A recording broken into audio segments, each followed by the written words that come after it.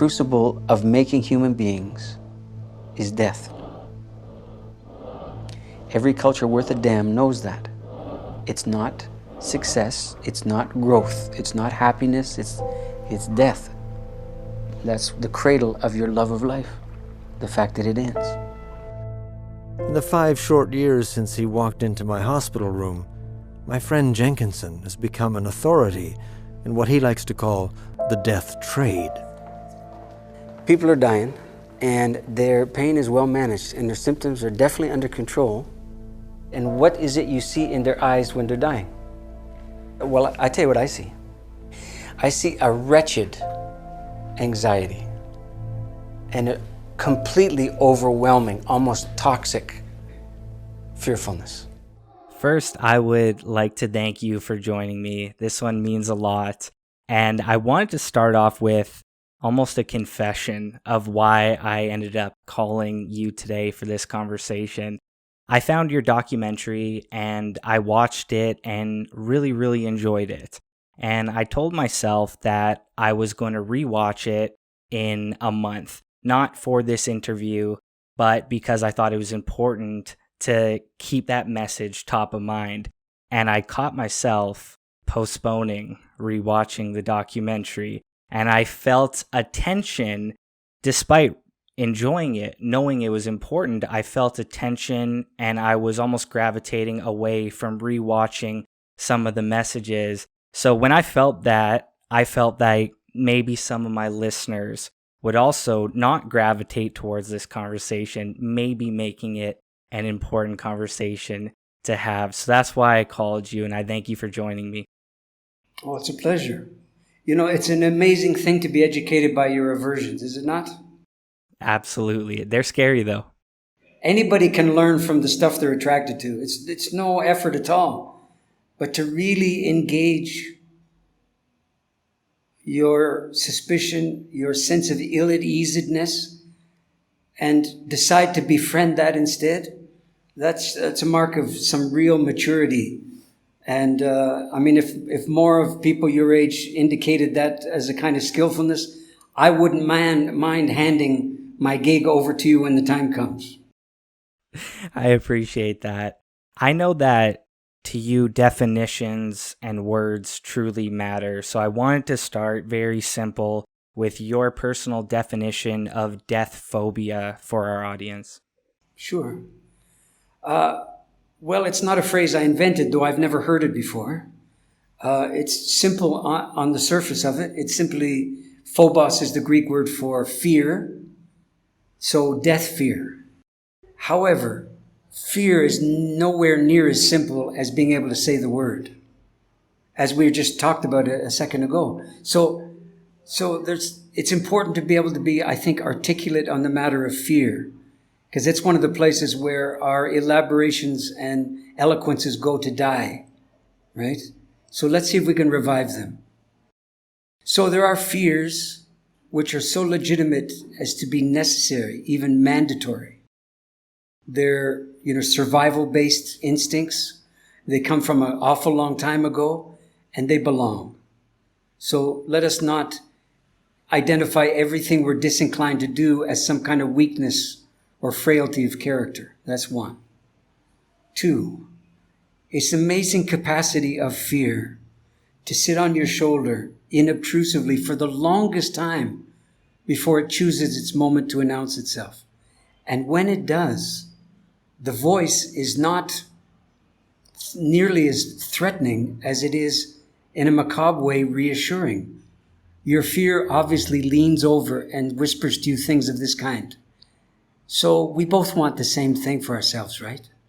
You say, of course, we want to be okay at the end of all this, don't we? Yeah, of course. Okay, good. So I want that for you as much as I want it for me. Okay, great, of course. So what do we do now? Well, we don't want to do that thing. No, of course we don't want to do that thing. Why not? Well, we know what'll happen if we do it. Of course. What will happen? Do you really want to find out? And things of that kind. So it's certain voices of fear are almost conspiratorial, and they're on your side. And that's how fear sometimes makes so much sense no matter how destructive it is. And death phobia is one of those. So when I characterize the dominant culture of North America as death phobic, I'm saying for all the right reasons, it's doing the wrong thing regarding the ending of our lives.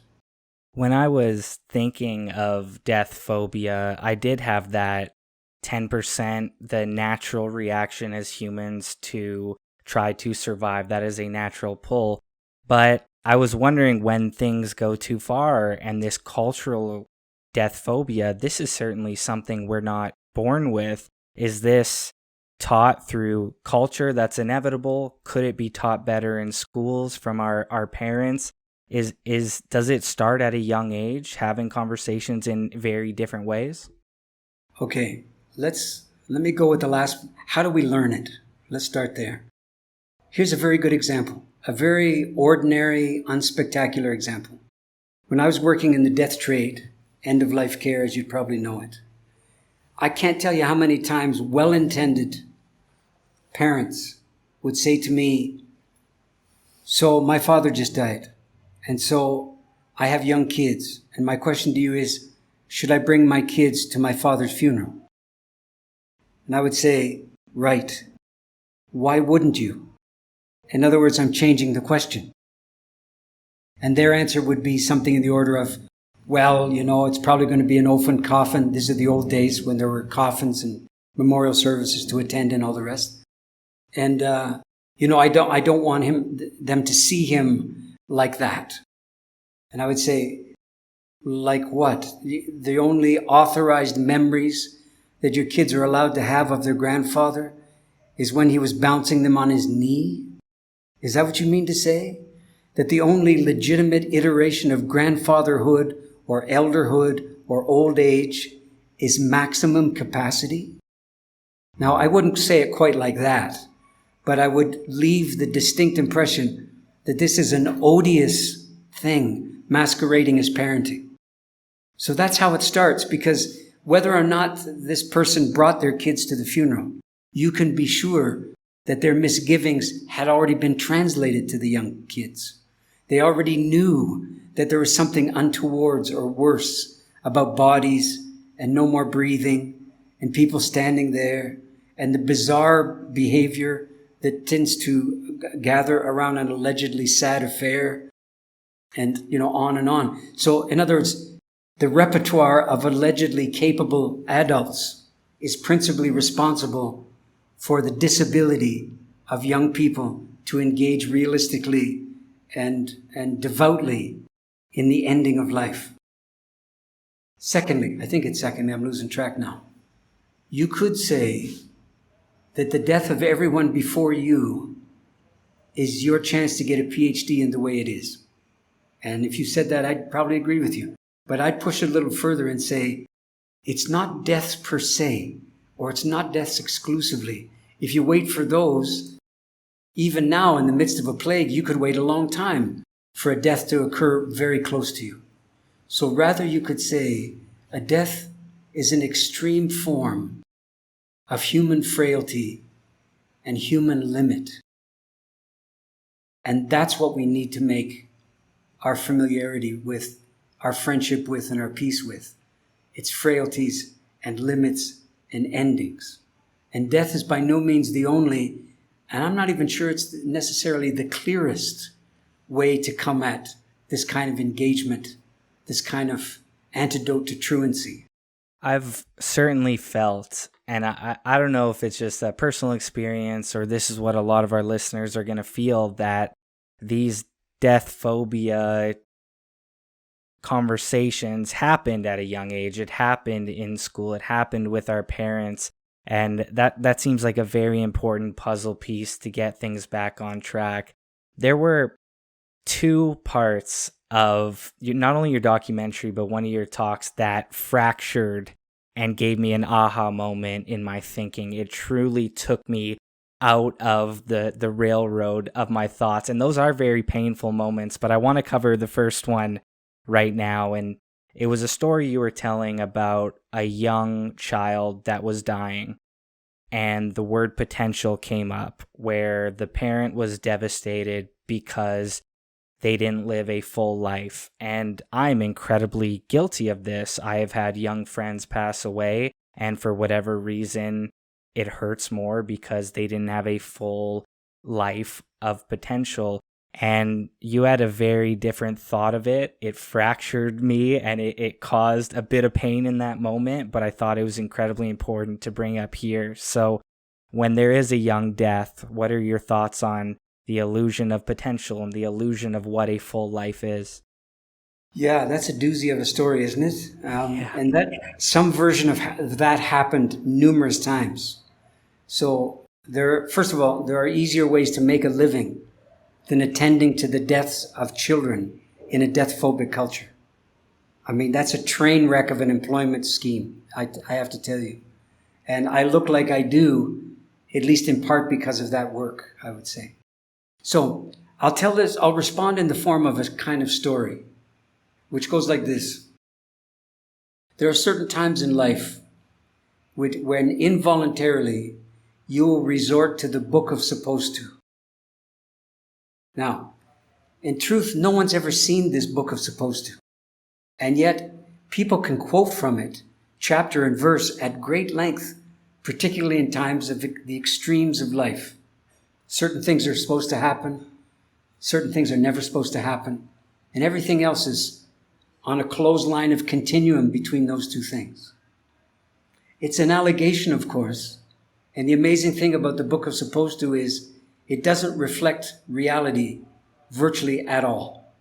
It reflects something much closer to our preferences and our fears and our prejudices. And yet, it has a biblical authority about it. And here's what's on page 1. Children are not supposed to die. Now, if you ever raise that as a question, this is the best way to lose friends and lose your influence in your social group. I promise you. It's the quickest way to be identified as an unfeeling monstrosity in their presence. If you really question whether kids are supposed to die, you're not saying they should die, you're saying that they do. It's a very different declaration.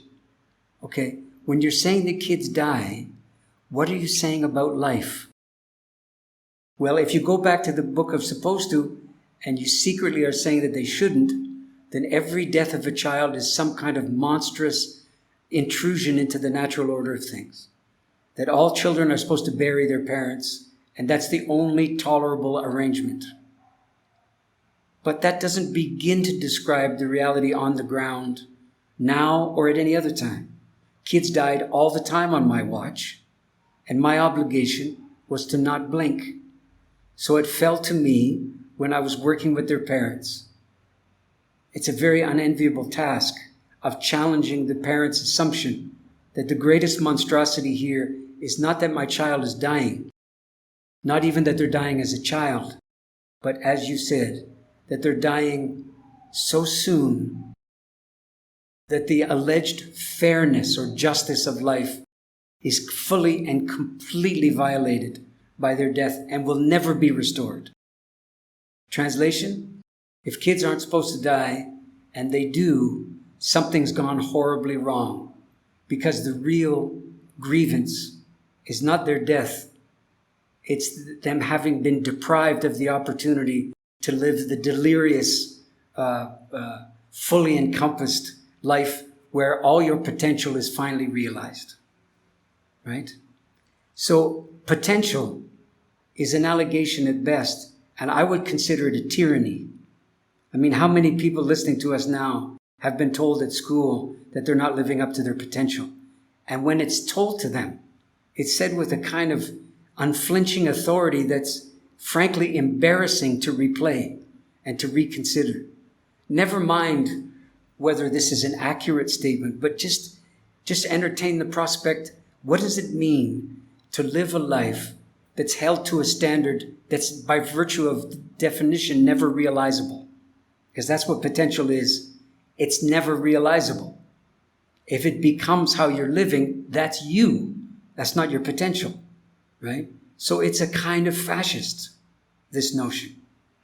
And the idea that the only full life is the life that extinguishes your potential by full realization is some kind of bizarre, undigested, small b Buddhism that nobody wants to work at and contend with the frailties and the difficulties of life.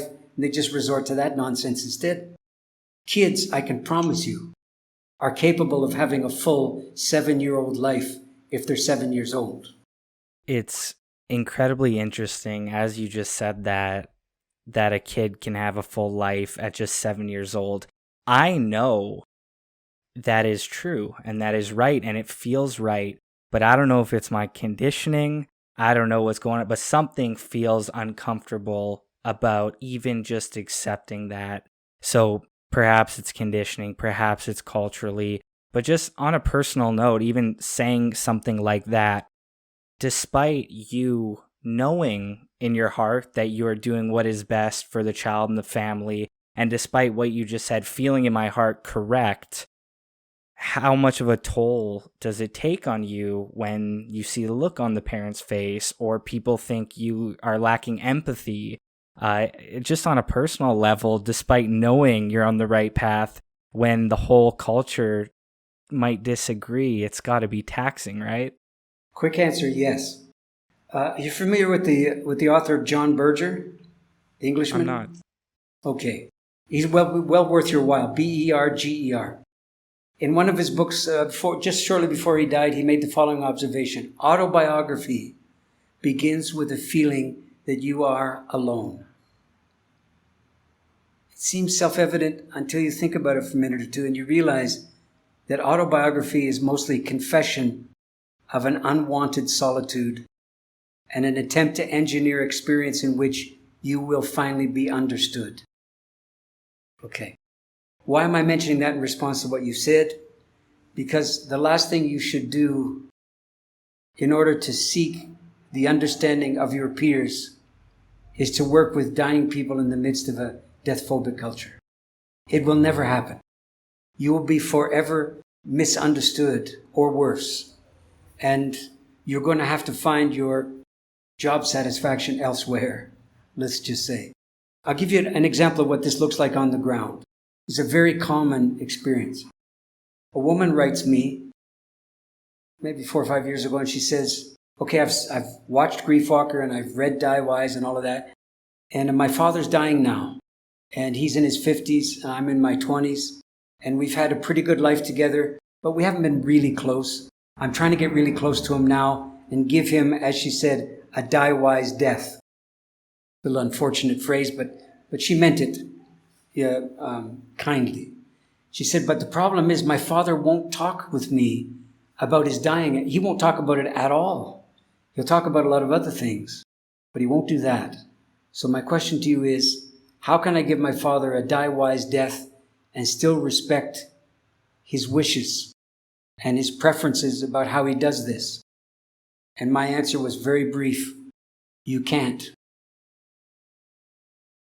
And then I elaborated. Why can't she? Because the whole problem rotates around this question of respect. See, what she was saying here was she wants to find a way in which her father will view her intervention into his life as respectful. The only way she's going to get that is if she colludes with him about the fact that it's his right not to talk to her. She who he brought into this world, he has a right not to talk to her about his exit from it. See, I don't collude with that. It's not his right as a father to withhold his dying from his child. That is an act of anti-fathering, or father undoing, if you will. Okay, so she's never going to get respected if she challenges that. So what kind of respect is that? And the answer is, it's not really respect at all. It's collusion. So you finally have to decide, in that circumstance and in all the circumstances I saw in the death trade, to whom do you owe what? Where does your allegiance properly fall? And I can promise you that every time out, I had to select and choose and discern and choose again and figure it out and do it again. And it was never by rote. like that. Each time, almost invariably, I realized that the patient was my principal allegiance. But it's not that they understood that or that they wanted that to be so. They didn't want my attentions. They wanted my agreements, my affirmations, but they didn't want my full attention, because the full attention includes all these questions and the issues at the social level about death phobia and so on. Nobody goes to a death to change the world except me. So I never really found any companionship in that undertaking. It's interesting when you were explaining that last story, because our ego would tell us that our death is deeply personal and almost selfish. But as you were explaining that, I had a thought of the responsibility that we have to those we're leaving behind. So is a big part of having a good death beyond yourself and on to what you're leaving behind, whether it's wisdom or closure in some capacity? Yeah, this is a lofty way of saying what I'll say from the gutter. From the gutter, it sounds like this. Okay, you imagine that your death is your own, right? To do with as you see fit, right? Including refusing to do it, yes. And when the time comes to get the exit formula and really not have to die, just be annihilated by a fatal toxic mixture that, because you get two doctors to agree with it, makes it legal, at least in my country. I've lost track of the characterization. My point is to say this to you. All the consequences of your way of dying, every one of them, you leave behind. Not one of them do you live. And on the basis of that alone, the burden of obligation to die wisely and well falls first upon the dying person, secondly upon those who are paid to attend to them, and then subsequently to the friends and the families and the communities and so forth, until such time as we have no more death experts, because the death wisdom has been democratized across the culture. And now everyone's more or less capable of this undertaking and can be turned to in a time of strife and undoing, and perform their citizenship obligations in that regard. That's never going to happen if we imagine dying to be a personal possession. It'll never happen. The second biggest moment that you have taught me, and I want to thank you, but I also want to admit it scared me at a very high level. You told a story about a woman who I believe is actually born in my hometown, Winnipeg, Manitoba. That's where I was born. And she was dying, and you went to go see her, and her mother said, we're going to fight to the end. And her friends said, we're going to ignore this. And at the time, I don't know if it's the superhero movies I grew up on or the idea of a hero's journey that you're supposed to kick and scream and fight, and the idea that it would be somehow cool if I was on my deathbed telling my family that, no, we're not doing this. And I thought that was normal, and that's what being a hero is, showing people you're not going to give up. But after I heard you share that story, it sounded literally insane. And to go from a heroic concept in my head to seemingly insane was another major fracture that I'll thank you for. But maybe you could explain that story and the idea of why we want to kick and scream and why that is kind of a crazy even thing to say out loud. Well, I tell you, I wish I could explain it, because explaining it might make it go away. All I can really do is elaborate on what I saw and what unfolded right before me. And yes, the mother was from Winnipeg. And what happened very briefly was, I'm walking up the stairs to go see this woman for the first time. She's not 30 years old. I know that she's stage 3 lung cancer, right? So I know she's on oxygen prongs. Before I get there, I have this much information. I know she's never coming down these stairs that I'm walking up, except involuntarily. or dead. I know that for a fact. Can you imagine knocking on the door of a stranger, waiting for them to open the door and knowing that about their lives and wondering if they know it too? And how are you going to conduct yourself with them when the distinct chances are that only one of you knows this and the other one suspects it or not? So they let me in. I sat down. Mom's on one side of the couch and the young woman's on the other side. And very quickly it came to this. My question, what's your understanding of what's happening to you? Her answer, I understand I'm seriously ill. But really, she said, I don't let that be a big part of my life. And she said it with pleasure. She said it with a sense of pride.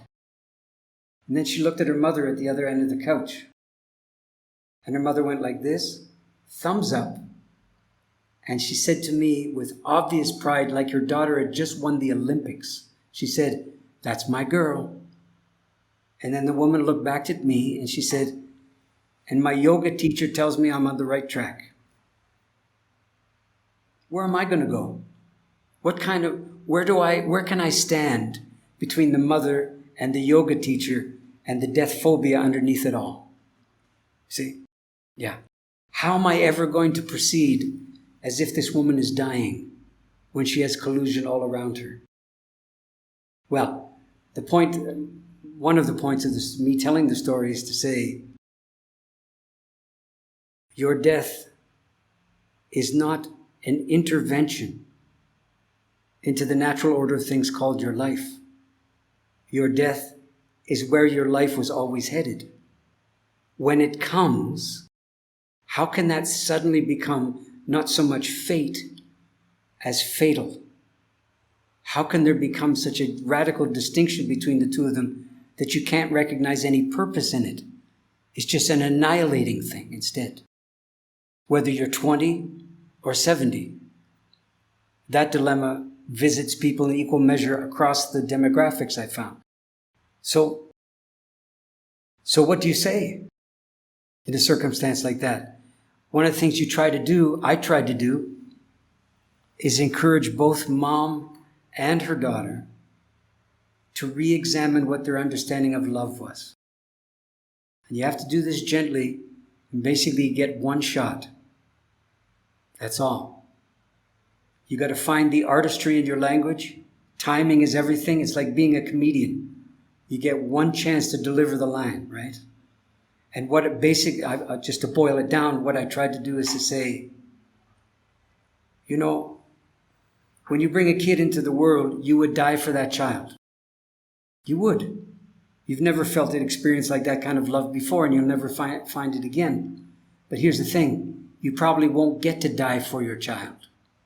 It sounds heroic, but it's very unlikely, particularly in the West. So what's going to happen is either your child is going to bury you, or less likely, you are going to bury your child. Now, what happens to your sense of love and protection at all costs when you can't save them? And the answer has to be that your last act of mothering this daughter of yours has to be to vindicate her death. Not understand it, but find some way to say amen to it. Amen is not a form of agreement. It's a form of being overwhelmed and acknowledging that it's so. That's what love becomes in a circumstance that seems to have no love in it. There's lots of room for love. It's just not going to deliver to you what you thought it should when you thought it was the kind of great sort of baptismal protection that you could spin around somebody you loved and make sure that the life didn't get at them. It's already too late for that. I have always had a little bit of a theory, and it might be because of my lack of life experience or experience in this department, but I've always felt like my death phobia would come from anxiety and uncertainty for what is next.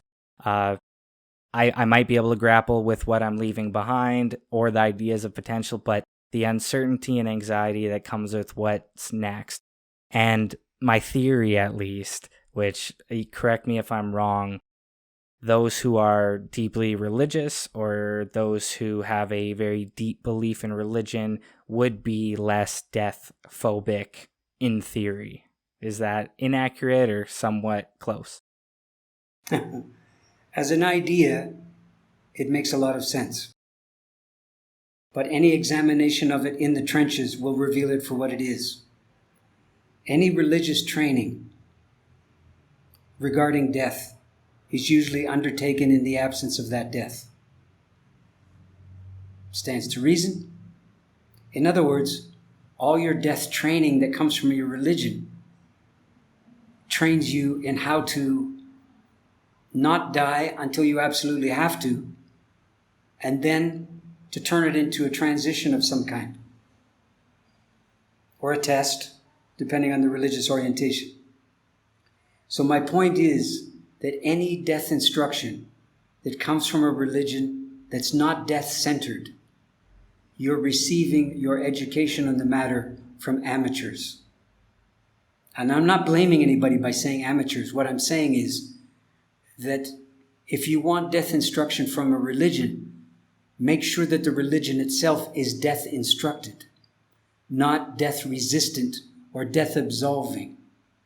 See, so yes, sadly, as a group of people, the religiously convicted didn't do any better as a group than any other group tended to do, largely because they could not recognize their preparation for death in the realities that were beginning to envelop them. While it sounds like Western culture and cultures differ quite dramatically in this way, do you have a theory that comes to mind for why the West has become this way with the word death? Is it materialism, distractions, the lack of respect for elders and tradition? It feels like the West is dramatically in a different space than other cultures with this topic. Well, none of those examples that you've mentioned help the matter, certainly. And there's no such thing as a single cause. But I think the thing that contributes most drastically to the dilemma you described would be a simple matter of history, not spiritual proclivity, secondarily a question of maturity, but mostly a question of the accidents of history. Ask them, what are you most afraid of happening? You know 8 out of 10 is going to be what? I don't want it to hurt. And so we say, no problem. We can get you there. You can still be sort of present. That's the promise. And you know what? That's the hell.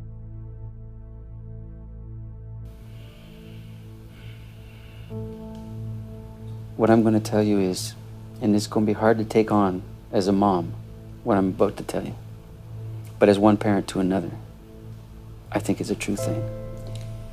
Their capacity to be a family after you're gone is going to derive from how you died. Not of what, how you did it. In other words, how human you can be in the face of something that seduces you away from being human is the thing that will determine what kind of a family they can be. It's the table you set is going to determine what food they eat now. You see? You don't mind? I don't mind it. Being called the angel of death? No, I don't mind it. I don't, cultivate it too much, but... And being willing to be the angel of death means being willing to do what? Well, to be a faithful witness to how wretchedly difficult it is in our time and place to do something that is otherwise God-given. And I mean, we deserve better than we get.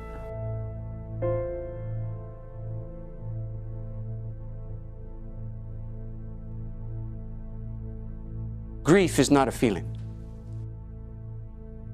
Grief is a skill. And the twin of grief as a skill of life is the skill of being able to praise or love life. Which means wherever you find one authentically done, the other is very close at hand. Grief and the praise of life, side by side.